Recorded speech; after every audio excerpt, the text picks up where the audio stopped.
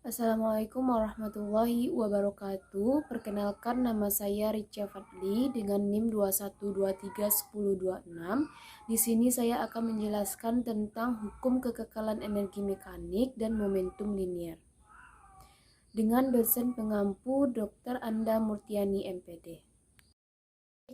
Materi yang pertama yaitu hukum kekekalan energi mekanik.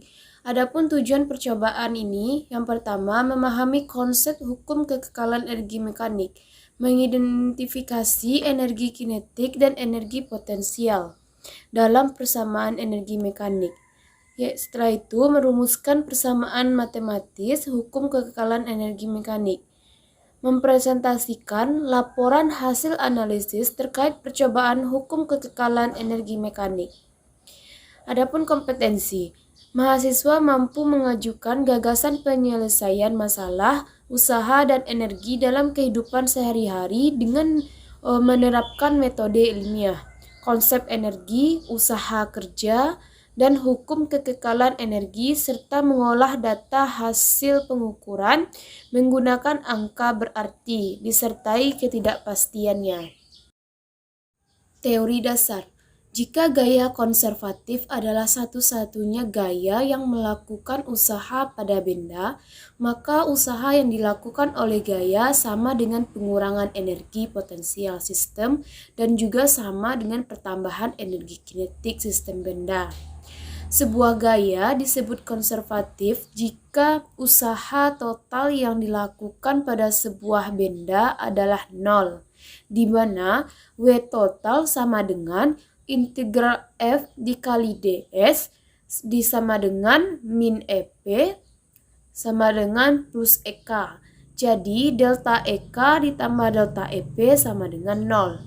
Jumlah energi kinetik dan energi potensial merupakan energi mekanik. Jadi delta EM sama dengan delta EK ditambah delta EP sehingga delta EM sama dengan 1. Delta EM2 dikurang EM1 sama dengan 0. M1 sama dengan EM2. Karena tidak mengalami perubahan, maka energi mekanik total selama benda bergerak adalah tetap. Ini dikenal sebagai hukum kekekalan energi mekanik yang menyatakan bahwa jika pada suatu sistem bekerja gaya-gaya konservatif, maka energi mekanik sistem pada posisi apa saja selalu tetap atau kekal. Energi potensial yang dipengaruhi oleh gravitasi merupakan energi alami yang dapat dimanfaatkan untuk mempermudah kerja industri saat ini. Energi ini dapat dimanfaatkan sebagai pengganti energi mesin. Kasus-kasus ini dapat ditinjau pada industri hiburan roller coaster. Roller coaster bekerja dengan menggunakan prinsip energi yang sangat berkaitan dan merupakan aplikasi dari fisika.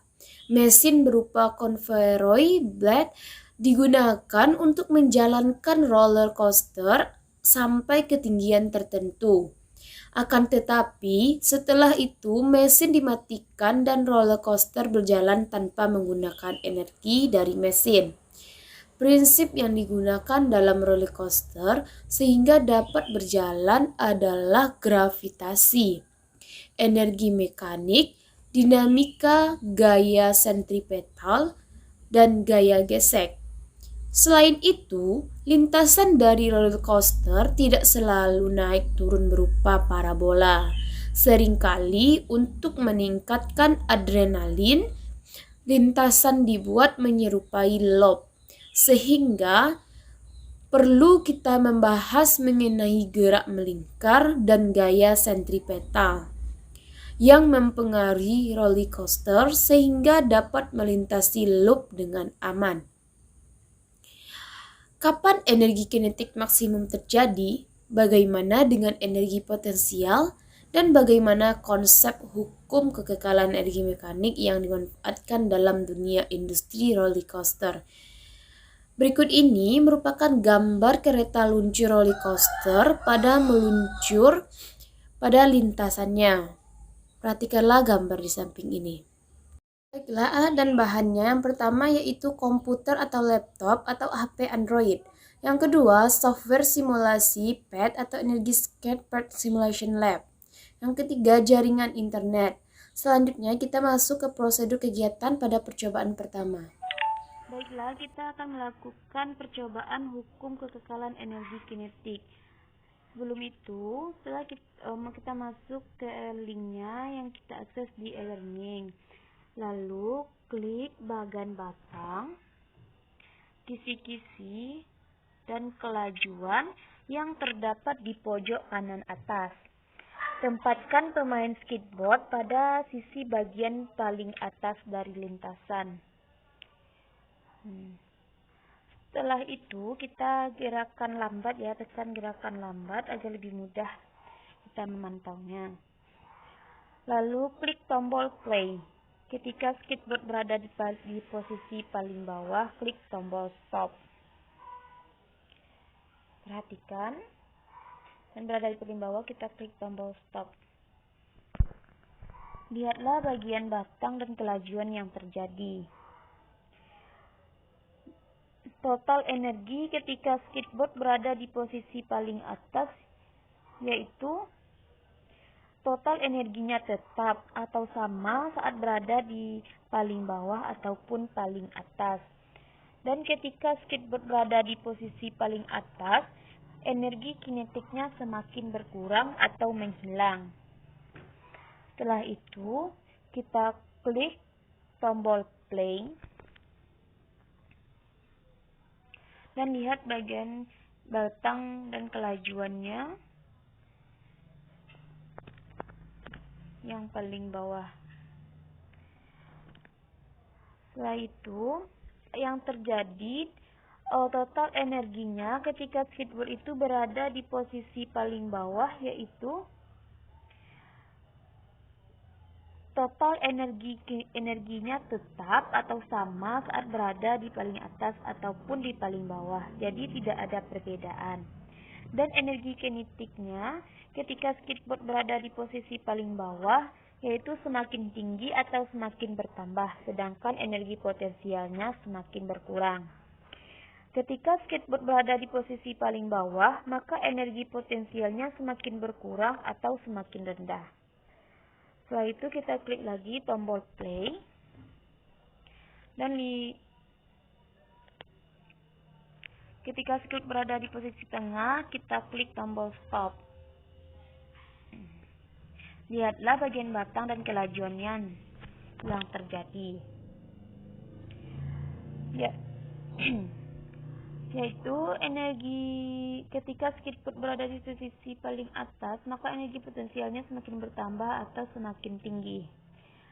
Dan energi potensial saat skateboard berdiri di posisi paling bawah, sebab pada saat itu energi potensialnya diubah menjadi energi kinetik, sehingga pada saat itu energi dan kinetik bernilai maksimum atau mencapai nilai tertinggi. Baiklah, sekarang kita masuk ke dalam data pengamatan. Yang pertama, apa yang terjadi dengan total energi ketika skateboard berada di posisi paling bawah? Yang terjadi dengan total energi ketika skateboard berada di posisi paling bawah yaitu total energi tetap atau sama saat berada paling atas ataupun paling bawah.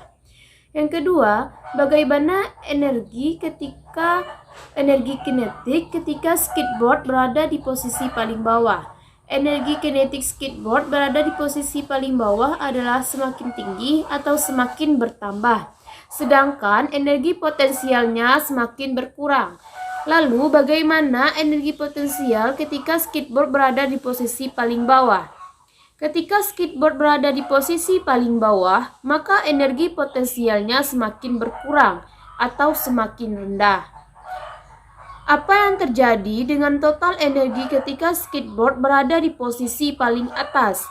Ketika skateboard berada di posisi paling atas, maka total energinya tetap atau sama saat berada paling bawah ataupun paling atas. Bagaimana energi ketika skateboard berada di posisi paling atas? Ketika skateboard berada di posisi paling atas, maka energi kinetiknya semakin berkurang atau menghilang. Pertanyaan selanjutnya, bagaimana energi potensial ketika skateboard berada di posisi paling atas? Aplikasi skateboard berada di posisi paling atas, maka energi potensialnya semakin bertambah atau semakin tinggi. Pertanyaan selanjutnya, kemanakah hilangnya energi potensial ketika skateboard berada di posisi tersebut? Energi potensial saat skateboard berada di posisi paling bawah, sebab pada saat itu energi potensialnya diubah menjadi energi kinetik, sehingga pada saat itu energi kinetik bernilai maksimum atau mencapai nilai tertinggi. Kesimpulan yang dapat diambil dari praktikum kekekalan energi kinetik ini adalah dari praktikum berkaitan dengan yang dilakukan mahasiswa, dapat disimpulkan bahwa praktikum ini bertujuan untuk memberikan pengetahuan serta pemahaman kepada mahasiswa tentang energi potensial, energi kinetik, dan energi total benda. Serta konsep hukum kekekalan energi mekanik. Dari praktikum tersebut kita memahami bagaimana cara mencari energi potensial, energi kinetik melalui persamaan energi mekanik. Saya dapat mengetahui bagaimana energi potensial dan energi kinetik jika berada pada posisi paling atas ataupun di bawah, serta nilai yang tetap sama meskipun di posisi manapun dia berada atau dia berubah-ubah. Praktikum ini dapat dipahami bagaimana hubungan usaha energi potensial, energi kinetik benda, dan merumuskan persamaan yang menghubungkannya. Dan melalui praktikum ini kita dapat mengetahui rumus persamaan matematis dari hukum kekekalan energi. Baiklah, materi selanjutnya yaitu momentum linear. Adapun tujuan dari praktikum ini yaitu memahami perilaku gerak dua benda yang mengalami tumbukan. Yang kedua, membandingkan momentum total sistem sebelum dan sesudah tumbukan. Yang ketiga, membandingkan energi kinetik total sistem sebelum dan sesudah tumbukan. Adapun kompetensi, mahasiswa mampu memahami gerak dua benda yang mengalami tumbukan dan membandingkan momentum dan energi kinetik total sebelum dan sesudah tumbukan dari mengolah data hasil pengukuran. Selanjutnya yaitu teori dasar. Seorang pemanah 60 kg berdiri di atas permukaan es yang licin dan menembakkan anak panah seberat 0,5 kg secara horizontal pada kelajuan 50 meter per sekon. Dari hukum Newton 3, kita mengetahui bahwa gaya yang diberikan panah pada anak panah akan disertakan oleh sebuah gaya pada arah yang berlawanan dengan panah dan pemanah. Ini akan menyebabkan pemanah terdorong ke belakang. Akan tetapi, dengan kelajuan berapa? Kita tidak dapat menjawab pertanyaan ini, baik menggunakan hukum Newton 2 maupun pendekatan energi, karena informasi yang tersedia tidak memadai. Baiklah, selanjutnya kita dapat memecahkan persoalan di atas bila kita memperkenalkan suatu besaran yang menggambarkan gerak, yaitu momentum linear. Momentum didefinisikan sebagai perkalian massa benda dengan kecepatannya. Momentum dapat dinyatakan sebagai ukuran kesulitan mengubah kecenderungan gerak benda. Secara matematis, momentum linear dirumuskan sebagai berikut, di mana P sama dengan M dikali V. Mari kita aplikasikan strategi pemecahan masalah dan kita konseptualisasikan sistem dua partikel yang terisolasi seperti pada gambar 1. Misalkan massa dan yang bergerak dengan kecepatan pada waktu sesaat. Karena sistem terisolasi, satu-satunya gaya yang bekerja pada satu partikel adalah gaya dari partikel yang satunya, dan kita dapat mengklasifikasikan situasi ini sebagai situasi di mana kita dapat menerapkan hukum Newton. Jika gaya dari partikel 1 bekerja pada partikel 2, maka pasti ada gaya kedua yang besarnya sama tetapi arahnya berlawanan yang dikerjakan oleh partikel 2 pada partikel 1. Gaya-gaya ini membentuk pasangan aksi-reaksi berdasarkan hukum Newton 3 sehingga kita dapat mengkondisikan situasi ini sebagai berikut, yaitu F.21 sama dengan F.12 sama dengan 0. Kita analisis situasi ini dengan menggunakan hukum Newton 2. Selama selang waktu tertentu, partikel yang saling berinteraksi dalam sistem tersebut akan mengalami percepatan, di mana M1 kali A1 ditambah M2 dikali A2 sama dengan 0. M1 dikali dF1 per dt dikali D1 ditambah M2 dikali dF2 per dt sama dengan 0. Jika massa M1 dan M2 konstan, maka D dikali M1 per dt ditambah D kali M2 per F2 per dt sama dengan 0. D dikali M1 kali V1 ditambah M2 kali V2 per dt sama dengan 0. Maka D sama dengan D dikali P1 tambah P2 per dt sama dengan 0. Perhatikan bahwa turunan dari momentum sistem terhadap waktu adalah 0. Maka dapat dikatakan bahwa momentum sistem kekal. Hal ini disebut juga sebagai hukum kekekalan momentum linier, di mana P1 tambah P2 sama dengan P1 absen ditambah P2 absen. Dengan mensubstitusikan persamaan 1 diperoleh M1 kali V1 ditambah M2 kali V2 sama dengan M1 kali V1 absen ditambah M2 kali F2 absen. Tumbukan adalah salah satu contoh situasi dengan momentum kekal. Ada 3 jenis tumbukan, yaitu tumbukan elastis, tumbukan tidak elastis, elastis sebagian, dan tumbukan tak elastis. Pada tumbukan elastis tidak ada energi kinetik yang hilang, sehingga energi kinetik awal sama dengan energi kinetik akhir. Hukum kekekalan energi kinetik berlaku. Pada tumbukan elastik sebagian terdapat energi kinetik yang hilang sehingga energi kinetik awal tidak sama dengan energi kinetik akhir. Sedangkan tumbukan tak elastik, kedua benda yang bertumbukan bergerak bersama dengan kecepatan akhirnya yang sama. Perhatikanlah gambar di samping, yaitu benda 1 bermassa M1 bergerak dengan kecepatan V1 ke arah kanan atau ke arah benda 2. Sedangkan benda 2 bermassa M2 bergerak dengan kecepatan V2 ke arah benda 1. Energi kinetik sebelum tumbukan adalah E sama dengan setengah M1 kali V1 kuadrat ditambah setengah M2 kali V2 kuadrat. Sedangkan energi kinetik sistem setelah tumbukan itu ditulis sebagai berikut, yaitu EK absen sama dengan setengah M1 kali V1 absen kuadrat ditambah setengah M2 kali V2 absen kuadrat. Baiklah, alat dan bahan yang digunakan untuk praktikum kali ini. Yang pertama, komputer atau laptop ataupun HP Android. Yang kedua, software simulasi Collision Lab and HTML.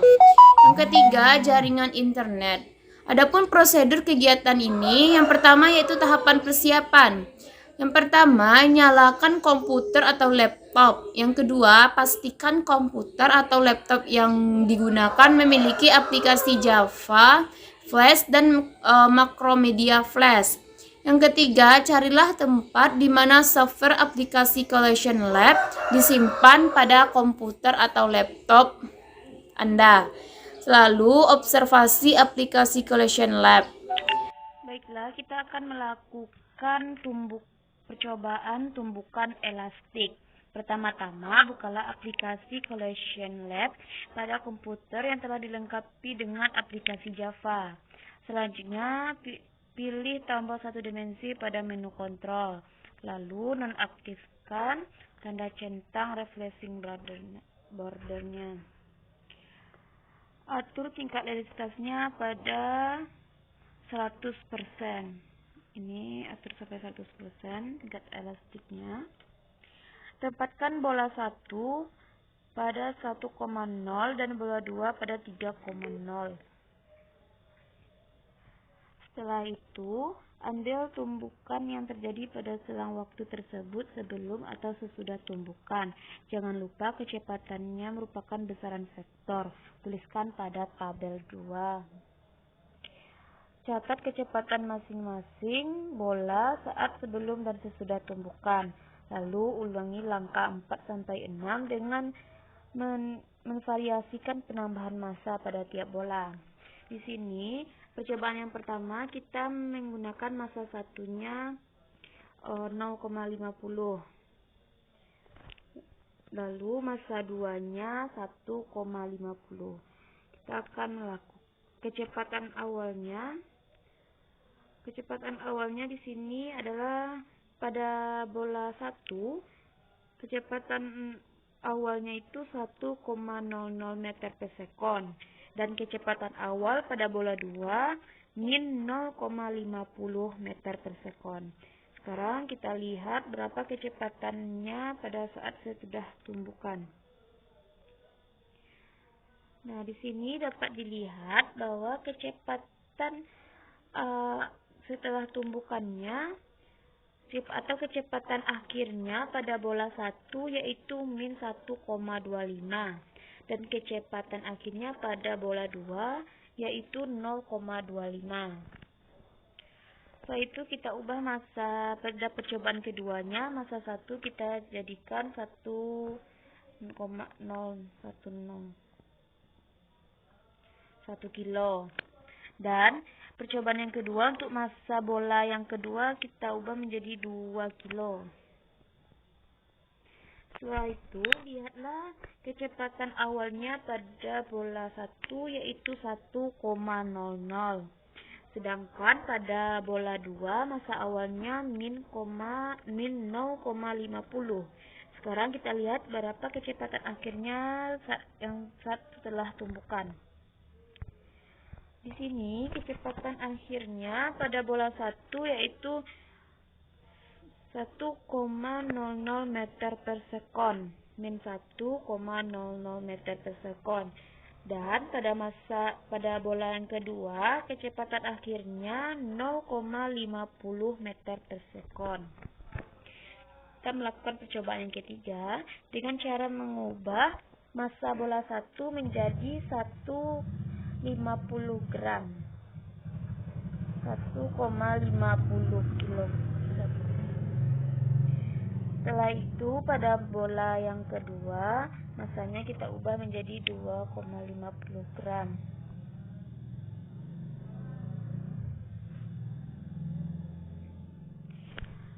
Di sini kecepatan awalnya pada bola 1 yaitu 1,00 meter per sekon.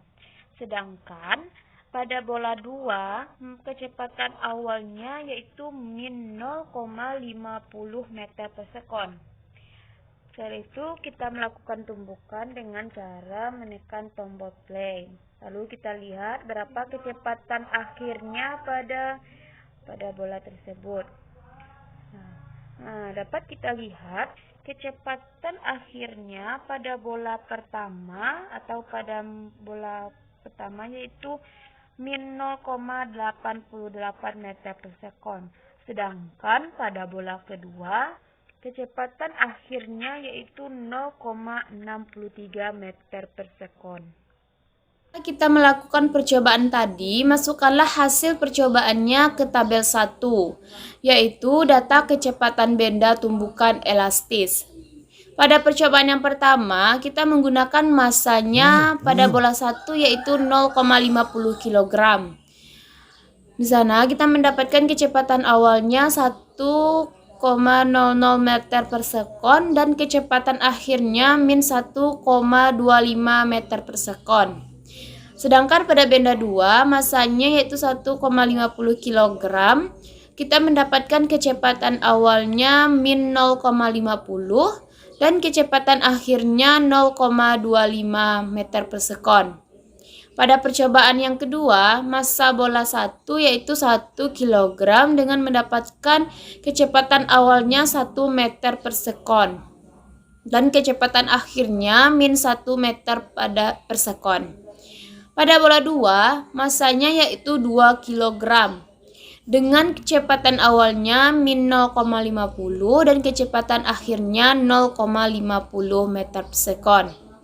Pada percobaan yang ketiga, kita menggunakan massanya pada bola 1 yaitu 1,50 kg dengan kecepatan awalnya 1 meter per sekon dan kecepatan akhirnya min 0,88 meter per sekon. Pada bola 2, massanya yaitu 2,50 kg dengan kecepatan awalnya min 0,50 meter per sekon dan kecepatan akhirnya 0,63 meter per sekon. Baiklah, kita akan melakukan percobaan yang kedua yaitu tumbukan tak elastis. Pertama-tama, bukalah aplikasi Collision Lab pada laptop yang telah dilengkapi dengan aplikasi Java. Lalu, nonaktifkan centang selection border. Setelah itu, atur tingkat elastis pada 0%. Lalu, tempatkan bola 1 pada posisi 1,0 dan bola 2 pada posisi 3,0. Posisi 3,0 dan yang bola 1 pada posisi 1,0. Setelah itu, amatilah tumbukan yang terjadi sebanyak 3 satuan waktu. Catat kecepatan masing-masing bola sesaat sebelum dan sesudah tumbukan. Jangan lupa kecepatan besaran vektor. Tulis pada tabel 2. Pada percobaan yang pertama, kita meletakkan massanya yaitu 0,50 dan massa yang kedua yaitu 1,50 kilo. Dapat kita lihat di sini kecepatan awal pada bola 1 yaitu 1,00 dan kecepatan awal pada bola 2 yaitu 0,50 meter per sekon. Kita akan melihat kecepatan akhirnya setelah dia tumbukan. Kita lakukan dengan slow. Nah, dapat kita lihat di sini kecepatan akhirnya pada bola 1 dan bola 2 sama, yaitu min 0,13 meter per sekon. Setelah itu kita lakukan percobaan yang kedua dengan menetapkan massanya pada bola pertama yaitu 1,00 kg. Yang massa yang bola kedua kita kasih 2 kg. Dapat dilihat di sini massa awal pada bola 1 yaitu 1,00 dan massa awal pada bola 2 yaitu min 0,50. Baiklah, kita lihat berapa kecepatan akhirnya setelah tumbukan. Dapat dilihat di sini kecepatan akhirnya pada bola 1 dan bola 2 yaitu 0 meter per sekon. Selanjutnya kita melakukan percobaan yang ketiga dengan memberikan massanya 1,50. Pada massa kedua 1,50.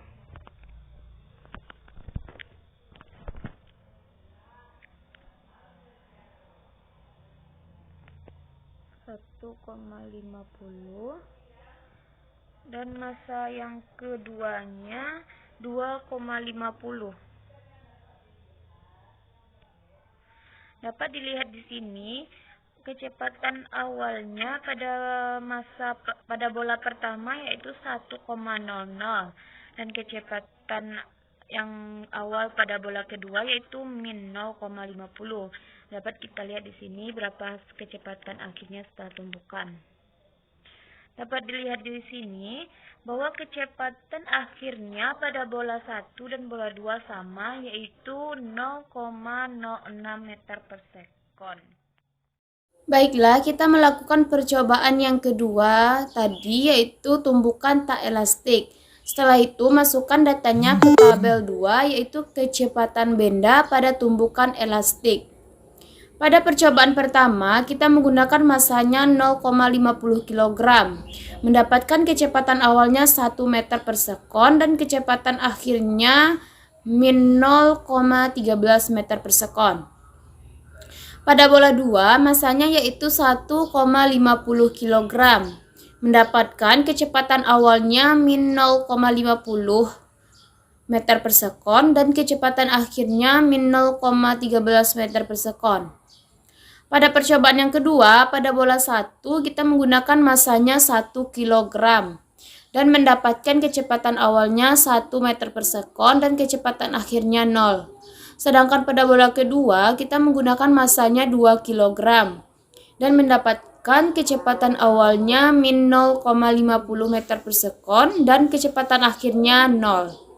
Pada percobaan yang ketiga, kita menggunakan masanya pada bola 1 yaitu 1,50 kg, mendapatkan kecepatan awalnya 1 meter per sekon dan kecepatan akhirnya 0,06 meter per sekon. Dan pada bola 2, masanya yaitu 2,50 kg dengan kecepatan awalnya min 0,50 meter per sekon dan kecepatan akhirnya 0,06 meter per sekon.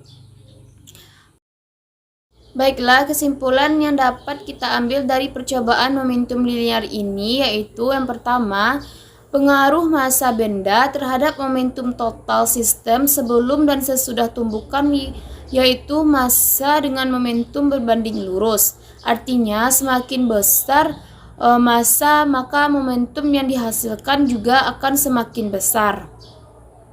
Jika semakin kecil massa maka semakin kecil juga momentumnya.